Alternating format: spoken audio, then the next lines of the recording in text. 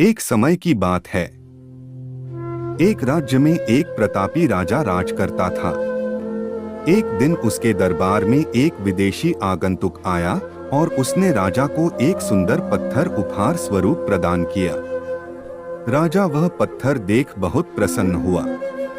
उसने उस पत्थर से भगवान विष्णु की प्रतिमा का निर्माण कर उसे राज्य के मंदिर में स्थापित करने का निर्णय लिया और प्रतिमा निर्माण का कार्य राज्य के महामंत्री को सौंप दिया। महामंत्री गांव के सर्वश्रेष्ठ मूर्तिकार के पास गया और उसे वह पत्थर देते हुए बोला, महाराज मंदिर में भगवान विष्णु की प्रतिमा स्थापित करना चाहते हैं। 7 दिवस के भीतर इस पत्थर से भगवान विष्णु की प्रतिमा तैयार कर राजमहल पहुंचा देना। इसके लिए तुम्हें 50 स्वर्ण मुद्राएं दी जाएंगी। 50 स्वर्ण मुद्राओं की बात सुनकर मूर्तिकार खुश हो गया और महामंत्री के जाने के उपरांत प्रतिमा का निर्माण कार्य प्रारंभ करने के उद्देश्य से अपने औजार निकाल लिए। अपने औजारों में से उसने एक हथौड़ा लिया और पत्थर तोड़ने के लिए उस पर हथौड़े से वार करने लगा, किंतु पत्थर जस का तस रहा। मूर्तिकार ने हथौड़े के कई वार पत्थर पर किए, किंतु पत्थर नहीं टूटा। 50 बार प्रयास करने के उपरांत मूर्तिकार ने अंतिम बार प्रयास करने के उद्देश्य से हथौड़ा उठाया, किंतु यह सोचकर हथौड़े पर प्रहार करने के पूर्व ही उसने हाथ खींच लिया कि जब 50 बार वार करने से पत्थर नहीं टूटा तो अब क्या टूटेगा। वह पत्थर लेकर वापस महामंत्री के पास गया और उसे यह कह वापस कर आया कि इस पत्थर को तोड़ना नामुमकिन है, इसलिए इससे भगवान विष्णु की प्रतिमा नहीं बन सकती।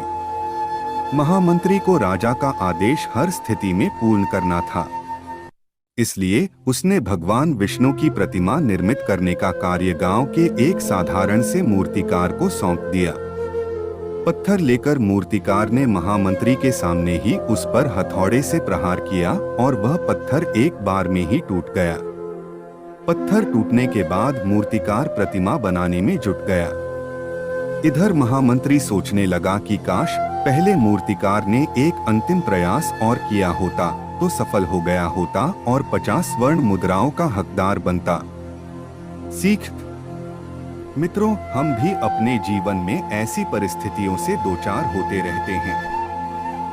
कई बार किसी कार्य को करने के पूर्व या किसी समस्या के सामने आने पर उसका निराकरण करने के पूर्व ही हमारा आत्मविश्वास डगमगा जाता है और हम प्रयास किए बिना ही हार मान लेते हैं।